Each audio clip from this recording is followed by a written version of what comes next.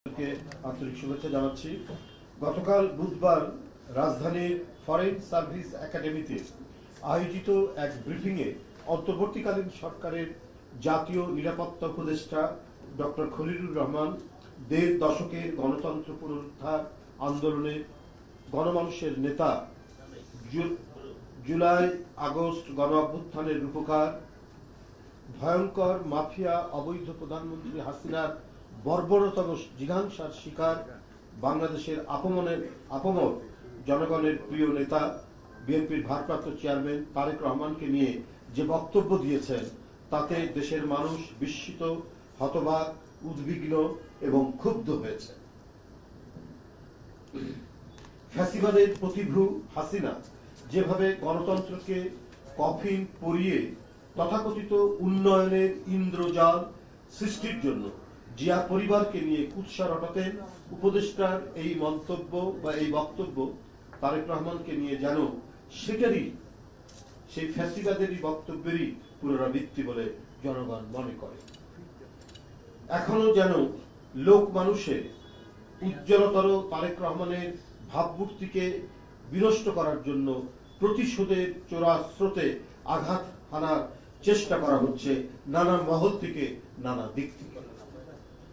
Doctor Khalilur Rahman যুক্তরাজ্যে নির্বাসিত জীবন প্রসঙ্গটি যেভাবে উপস্থাপন করেছেন তা সম্পূর্ণ উদ্দেশ্য প্রণোদিত ও বিভ্রান্তিমূলক। ধান ভানতে শিবের গীত গাওয়ার মতো ডক্টর খলিলুর রহমান বলেছেন, কেবলমাত্র আমি আমেরিকায় থেকেছি বলে আমাকে যদি বলা হয় আপনি বিদেশি নাগরিক, তাহলে কালকে তারেক রহমান সাহেবকেও সে কথা বলতে হবে। আমাকে ঢিল নিক্ষেপ করলে সেই ঢিল কিন্তু অন্যের উপরে গিয়েও করতে পারে। এটা কে বলেছে আপনাকে? যারা বলেছে তাদের সাথে আপনার কথাবার্তা হতে পারে। তারেক রহমান সাহেব এখানে আসলো কি করে? তিনি আপনার এই আলোচনা, সম্ভবত সাংবাদিকদের সাথে এই আলোচনায় উনি উপযুক্ত হলেন কি করে? উনি টপিকস হলেন, উনি একটা বাংলাদেশের বৃহত্তম রাজনৈতিক দলের নেতৃত্ব দিচ্ছে, যার চেয়ারম্যান, উনি অপ্রাসঙ্গিক ভাবে ওখানে আপনি টেনে আনলেন কেন?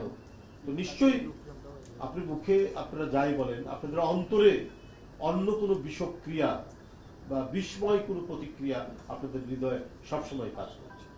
এর আগেও আমরা বলেছি, সবার ব্যাপারে নয়, বলেছি কিছু কিছু উপদেষ্টারা মনে হয় তারা নিরপেক্ষতার চাইতে অন্য কোনো এজেন্ডা নিয়ে তারা কাজ করছে।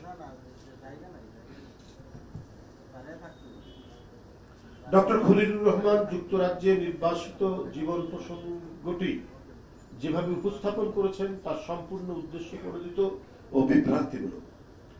আচ্ছা, এটা বলেছি আপনাদের। রাষ্ট্রের গুরুত্বপূর্ণ পদে থেকে ডক্টর খলিলুর রহমান এ হলো বক্তব্য নিঃসন্দেহে আত্মগরিমার প্রদর্শন। খুব একটা আছে না, একটা বিস্তৃত বোধ। বিস্তৃত বোধ মানে হচ্ছে যে আপনার নিজেকে খুব প্রসিদ্ধ মনে করা, নিজেকে খুব বড় মনে করা। এর একটি ভালো বাংলা হচ্ছে বিস্তৃত বোধ। এই বিস্তৃত বোধ বা আত্মগরিমার প্রদর্শন এই সমস্ত উপদেষ্টাদের মধ্যে রয়েছে এবং তার এই বক্তব্য নিঃসন্দেহেই দৃঢ়ভিসন্ধিমূলক। ডক্টর খলিলুর রহমান জনাব তারেক রহমানের রাজনৈতিক বিশ্বাসযোগ্যতা বিনষ্ট এবং জনগণকে বিভ্রান্ত করার এবং মানুষের মাঝে তার মর্যাদা ক্ষুণ্ণ করার হীন উদ্দেশ্য নিয়েই এই বক্তব্য রেখেছে, যা দুর্ভাগ্যজনক বিভ্রান্তির কবলের মধ্যে পড়ে। তাকে মনে রাখতে হবে, বাংলাদেশ অনির্বাচিত কর্তৃত্ববাদের অনুকূল সমাজ ভূমি নয়। তিনি তার কথাবার্তায়, আচরণে বিগত কিছু দিনে ধরাকে সরা জ্ঞান করতে শুরু করেছেন। তিনি হয়তো দেশি বিদেশি কারো স্বার্থ চরিতার্থ করার মিশনে যুক্ত বলেই প্রতীয়মান হচ্ছে। শেখ হাসিনার হাতের মুঠোই ছিল ধ্বংসের শক্তি, জনগণ তা প্রতিহত করেছে। আমরা আর নতুন করে কোন প্রভুত্ববাদের অধীনতার নাক পাশে বন্দী হতে চাই না। এক্ষণে দেশের জনগণের সম্মুখে প্রশ্ন চিহ্ন দীর্ঘ হচ্ছে যে খলিলুর রহমানের মতো একজন বিতর্কিত এবং করিডোর, চ্যানেল, বন্দর বিদেশিদের হাতে তুলে দেওয়ার ষড়যন্ত্রে কুশীলব বলে পরিচিত কি করে জাতীয় নিরাপত্তা উপদেষ্টা হিসাবে নিয়োগ পান? এই প্রশ্নটি কিন্তু এখন খুব বড় হয়ে দেখা যাচ্ছে। খলিলুর রহমানের অজানা থাকলেও দেশবাসীর অজানা নয় যে তারেক রহমানকে কি কারণে কোন পরিস্থিতিতে লন্ডনে যেতে হয়েছে। সেখান থেকে তারেক রহমানকে বিশ্বের নিষ্ঠুরতম একটি জগদ্দল ফ্যাসিস্টের বিরুদ্ধে লড়াইয়ে নেতৃত্ব দিতে হয়েছে।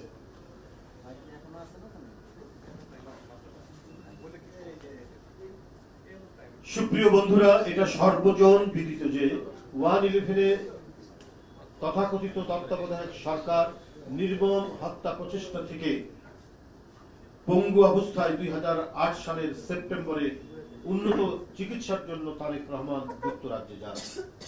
তখন থেকে তিনি তার পরিবারের সাথে সেখানে বসবাস করছেন। বাংলাদেশ ত্যাগের পর জনাব তারেক রহমানকে রাজনৈতিকভাবে নিশ্চিহ্ন করার উদ্দেশ্যে বহু মিথ্যা সাজানো মামলায় জড়ানো হয়েছিল, যার মধ্যে তথাকথিত মানি লন্ডারিং একটি মামলা, জিয়া চ্যারিটেবল ট্রাস্ট মামলা, ঘোষিত অঘোষিত সম্পদ মামলা এবং 21শে আগস্টের গ্রেনেড হামলা মামলা ছিল অন্যতম। দেশের সবচেয়ে জনপ্রিয় এই নেতার অনুপস্থিতিতে ফ্যাসিস্ট হাসিনার নির্দেশে আওয়ামী ক্যাঙ্গারু আদালত তাকে সাজা দেয়। বন্ধুরা আমার, শুধু এটাই নয়, শেখ হাসিনার ক্যাঙ্গারু আদালতে সাজা দেওয়া নয়, শেখ হাসিনা নিজে ব্যক্তিগতভাবে কত বক্তৃতায়, কত জনসভায় ব্যক্তিগতভাবে তারেক রহমান সাহেবকে তিনি আক্রমণ করেছেন, তার আক্রোশ প্রকাশ করেছেন, প্রতিশোধ গ্রহণের নানা কথা তিনি বলেছেন, যে প্রয়োজনে লন্ডন থেকে তুলে নিয়ে আসা হবে, আরো নানা ধরনের প্রতিশোধমূলক কথা বলেছেন। তিনি যে লন্ডনে ছিলেন, তারপরেও তার নিরাপত্তা নিয়ে দেশবাসী উদ্বিগ্ন ছিল। এতগুলো মিথ্যা মামলা দিয়ে যখন দেখছে যে তার কণ্ঠকে স্তব্ধ করা যাচ্ছে না, তিনি আজকের এই ডিজিটাল যুগের দূর থেকেও তিনি নেতাকর্মীদের সাথে যোগাযোগ করছেন, তাদেরকে উদ্বুদ্ধ করছেন এবং গণতন্ত্র ফিরে পাওয়ার জন্য তিনি তার সেখান থেকে নেতৃত্ব দিচ্ছেন। এইটাকে কোনোভাবেই টলারেট করতে পারেনি শেখ হাসিনা। আর শেখ হাসিনার মতো রক্ত পিপাসু একজন নারী যারা তারেক রহমানকে একেবারে পৃথিবী থেকে নিশ্চিহ্ন করার যে এজেন্ডা রাখেনি, তা আমরা কি করে বলব? সেটা আমরা বলতে পারি যে তার কথাবার্তায়, তার বক্তৃতায়, তার আলোচনায়, তার ক্ষোভে, তার ক্রোধে তিনি এগুলো প্রকাশ করেছেন।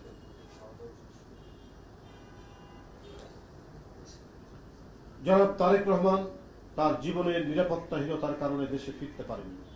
এখানে আরো উল্লেখযোগ্য যে 1951 সালের শরণার্থী কনভেনশনের অধীনে পর্যটক, কর্মক্ষেত্র, ছাত্র বিনিয়োগকারী এবং পরিবার বা শরণার্থী ভিসা সহ শরণার্থী ভিসা বিভাগের অধীনে একজন বিদেশি নাগরিকের জন্য যুক্তরাজ্যে স্বল্প সময়ের 6 মাস বা বর্ধিত সময়ের জন্য বা অনির্দিষ্ট কালের জন্য বসবাস করা যায়, সেটি সেখানে আইনত বৈধ। কিন্তু তার যে দেশপ্রেম এবং তার যে তিনি যে এই দেশের নাগরিক, সেখানে তো তারেক রহমান সাহেব কোনো কম্প্রোমাইজ করেননি। তিনি সেই 1951 সালের শরণার্থীদের যে মানে তাদের জন্য যে আইন, সেই আইনের আয়তায় যতটুকু মানে ইংল্যান্ডে থাকা যায়, যুক্তরাজ্যে থাকা যায়, সেই আইনের আওতায় আছে। অথচ ডক্টর খলিলুর রহমান আদ্যপান্ত না জেনে উনি ঢালাও একটি মন্তব্য করে দিলেন। একটা ব্রিফিং এর মধ্যে তিনি ঢালাও মন্তব্য করে দিলেন, দেশের একটি বৃহত্তম রাজনৈতিক দলের প্রধান নেতা সম্পর্কে তিনি এই ধরনের মন্তব্য করলেন। এরা মনের মধ্যে বিষ আর মুখের মধ্যে মধু নিয়ে তারা ঘোরাফেরা করে। সুপ্রিয় সাংবাদিক ভাই ও বোনেরা, বাংলাদেশের গণতন্ত্রকামী মানুষের নেতা বিএনপির ভারপ্রাপ্ত চেয়ারম্যান তারেক রহমান বারবার স্পষ্ট করে বলেছেন, জনগণের ভোটে জনগণের কাছে জবাবদিহিমূলক সরকার প্রতিষ্ঠার স্বার্থে অন্তর্বর্তীকালীন সরকারের প্রতি সমর্থন অব্যাহত রেখেছে। সমর্থন অব্যাহত রাখার পরও অন্তর্বর্তীকালীন সরকার মনে হচ্ছে এই সমর্থনের গুরুত্ব অনুধাবন করতে ব্যর্থ হচ্ছে। ক্ষমতাসীনদের কেউ কেউ মনে হচ্ছে বিএনপির সঙ্গে পায়ে পা লাগিয়ে ঝগড়া বাঁধাতে চায়। ফ্যাসিবাদ বিরোধী দীর্ঘ 1.5 দশকের আন্দোলন সংগ্রামের সময় ডক্টর খলিলুর রহমানের নাম কেউ কখনো শুনেছে বলে আমার জানা নেই। সুসময়ে হঠাৎ করে তিনি উড়ে এসে জুড়ে বসে উপদেষ্টা হয়েছে। 1.5 দশকের শেখ হাসিনার ফ্যাসিবাদের বিরুদ্ধে আন্দোলন সংগ্রামে দেশে বিদেশে কোথাও যার কোনো উপস্থিতি ছিল না, না ছিল কোনো জোরালো বক্তব্য, তার কাছে দেশের নিরাপত্তা নিশ্চিত কিনা এসব নিয়ে জনগণের জানার অধিকার রয়েছে, কারণ তিনি হলেন নিরাপত্তা উপদেষ্টা। আর তিনি কি মন্ত্রণা দিচ্ছেন ডক্টর ইউনূস সাহেবকে, কি মানবিক করিডোরের নামে করিডোর, মানে নানা কথা বলে দেশের সার্বভৌমত্বকেই দুর্বল করার চেষ্টা করছেন। আমি প্রধান উপদেষ্টা ডক্টর মোহাম্মদ ইউনূস সাহেবকে বলতে চাই, আপনি এমন একজন ব্যক্তিকে জাতীয় নিরাপত্তা উপদেষ্টা বানিয়েছেন দেশের জন্য যার কোনো দৃশ্যমান অবদান নেই। তিনি তো বাংলাদেশের জন্য নন, বিদেশের জন্য কাজ করেন কিনা এই নিয়ে মানুষের মনে প্রশ্ন দেখা দিয়েছে।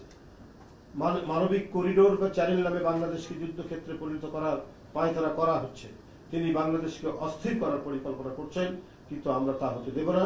ডক্টর খলিলের অহেতুক প্রলাপে প্রতিমান হচ্ছে অন্তর্বর্তীকালীন সরকারের কেউ কেউ সুকৌশলে বাংলাদেশের প্রাণ তারেক রহমানের দেশে নিরাপদ প্রত্যাবর্তনকে অনিরাপদ করে তুলতে চায়। সুপ্রিয় বন্ধুরা, একজন রাজনীতিবিদকে প্রতিদিন প্রতি মুহূর্তে জনগণের আদালতে পরীক্ষার মুখোমুখি হতে হয়। জনগণের আদালত একজন রাজনীতিবিদের জীবন এবং কর্ম খোলা বইয়ের মতো। শত প্রতিকূলতা উপেক্ষা করে তারেক রহমান বিদেশে বসেও দেশের জনগণের সঙ্গে প্রতিদিন প্রতি মুহূর্তে প্রতিক্ষণে যোগাযোগ রাখছেন। কোন পরিস্থিতিতে তারেক রহমান চিকিৎসার জন্য বাধ্য হয়ে বিদেশে গিয়েছেন, বিদেশে থাকতে বাধ্য হচ্ছেন, এ সম্পর্কে দেশের গণতন্ত্রকামী জনগণ সম্পূর্ণরূপে ওয়াকিফ হন। এবং সেই সমস্ত ব্যক্তি, সুশীল সমাজ বাংলাদেশের অথবা নানা শ্রেণী পেশার মানুষ যাদের মৃত্তিকার সাথে, এদেশের মৃত্তিকার সাথে, মাটির সাথে যারা সম্পর্ক রয়েছে, তারাই কেবলমাত্র জানে যে তারেক রহমানকে কিভাবে শেখ হাসিনার আন্দোলনের ফসল শারীরিকভাবে নিপীড়ন নির্যাতন তাকে করেছে। তার তখন চলৎ শক্তি ছিল না, অপরিহার্য ছিল তার উন্নত চিকিৎসা। এরপরে তিনি ইংল্যান্ডে যান। এরপরে শেখ হাসিনার শাসন অন্ধকারচ্ছন্ন দুঃসময়ের বিভীষিকা। আর সেই শাসনে তারেক রহমান যদি দেশে থাকতো তার পরিণতি কি হতো এটা দেশবাসী এবং আন্তর্জাতিক সম্প্রদায় জানে, ডক্টর খলিল সাহেবরা না জানলেন।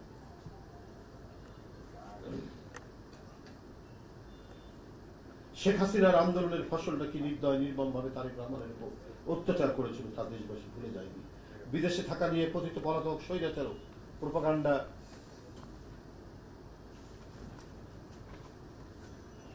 ছড়িয়েছিল। সেই সময়েও বিএনপির পক্ষ থেকে বিদেশে জননেতা তারেক রহমানের অবস্থান সম্পর্কে জনগণকে বিস্তারিতভাবে জানানো হয়েছে।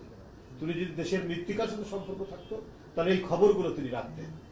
সুতরাং ডক্টর খলিল তার নিজের পক্ষে ওঠা প্রশ্নের জবাব না দিয়ে পলাতক স্বৈরাচারের মতো তারেক রহমানের বিপক্ষে প্রোপাগান্ডার পথ বেছে নিয়ে জনগণের দৃষ্টি ভিন্ন খাতে প্রবাহিত করার অপচেষ্টা জনগণ মেনে নেবে না।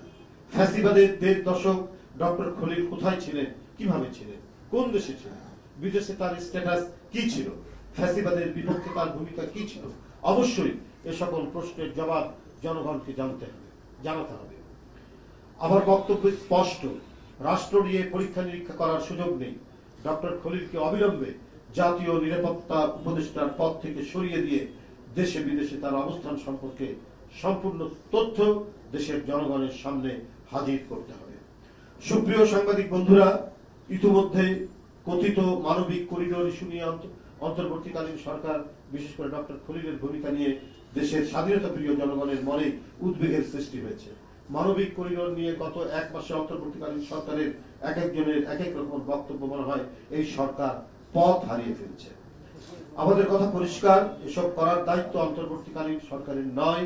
এসব বিষয় বিবেচনায় দায়িত্ব জনগণের ভোটে নির্বাচিত, জনগণের কাছে জবাবদিহিমূলক নির্বাচিত সরকারের। এই সরকারের নিরপেক্ষতা এবং সরকারের পরিচালনার সক্ষমতা নিয়ে জনমনে প্রশ্ন সৃষ্টি হয়েছে। অবিলম্বে এই সরকারের যাদের সম্পর্কে জনমনের সন্দেহের সৃষ্টি হয়েছে তাদের সম্পর্কে জনসম্মুখে বিস্তারিত তথ্য জনগণের সামনে উপস্থাপন করুন। তারেক রহমানকে নিয়ে ডক্টর খলিলের বক্তব্য গণতন্ত্রের স্থায়ী নিরাপত্তা ও ঐতিহাসিক সার্থকতার প্রতি বিদ্বেষ করা। আমি ডক্টর খলিলের গতকালকের যে বক্তব্য, বাংলাদেশ জাতীয়তাবাদী দলের ভারপ্রাপ্ত চেয়ারম্যান জনাব তারেক রহমানকে জড়িয়ে আমি এর তীব্র নিন্দা এবং প্রতিবাদ জানাচ্ছি এবং বক্তব্য প্রত্যাহার করার জন্য আহ্বান জানাচ্ছি। এবং আমি অন্তর্বর্তীকালীন সরকারের প্রধানকে জানাতে চাই, এই ধরনের বিতর্কিত ব্যক্তিদের উপদেষ্টা পরিষদে রাখলে পরে সরকারের জন্য সুনাম বয়ে আনবে না। অবিলম্বে তার পদত্যাগ দাবি করছি। ধন্যবাদ সবাইকে। এই সংক্রান্ত না, এটা ওরাই বলবে। আন্দোলন করছে তার সপক্ষে ঢাকাবাসী। এখন এই আন্দোলন কি হবে না হবে এই সম্পর্কে আমি শুধু এইটুকু বলতে পারি, আদালতের এই আজকের যে রায় যেটা দিয়েছে এটা জনগণের প্রত্যাশার প্রতিফলন হয়েছে। আর আন্দোলন নিয়ে আর কি ব্যাপার কি হতে পারে এটা ওরা ওখানে ঘোষণা দেবে, যারা এই আন্দোলন নেতৃত্ব দিচ্ছেন, যারা আন্দোলন কার্যকর করছেন তারাই। ধন্যবাদ।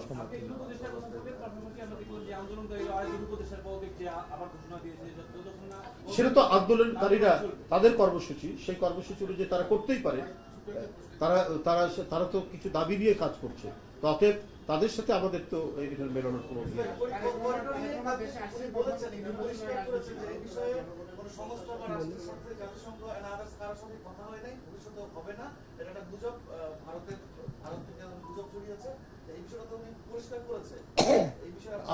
আপনার বক্তব্য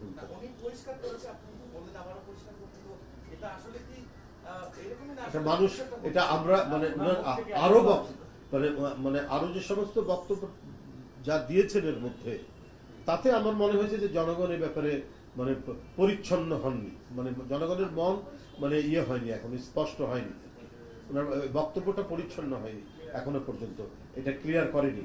কারণ এই প্রশ্নটা আসলোই কেন, মানবিক করিডোরের প্রশ্নটা কে নিয়ে এসছে? উনি তো জাতীয় নিরাপত্তা প্রতিষ্ঠার দায়িত্বে আছেন, নিশ্চয়ই সরকারের কাছে তিনি স্বাভাবিকভাবে পররাষ্ট্র সংক্রান্ত কোনো বিষয় হলে করে, স্বরাষ্ট্র সংক্রান্ত কোনো বিষয় হলে সেই দপ্তরকেই ধরবে, তার থেকে ধরবে। এটা তো তার সাবজেক্ট, এটা যেহেতু তার সাবজেক্ট, সেহেতু মানে সবাই জনগণেরও ধারণা এবং বিশ্বাস বিষয়টা তিনি উপস্থাপন করেছেন এবং তিনি কনভিন্স করেছেন সব। ধন্যবাদ।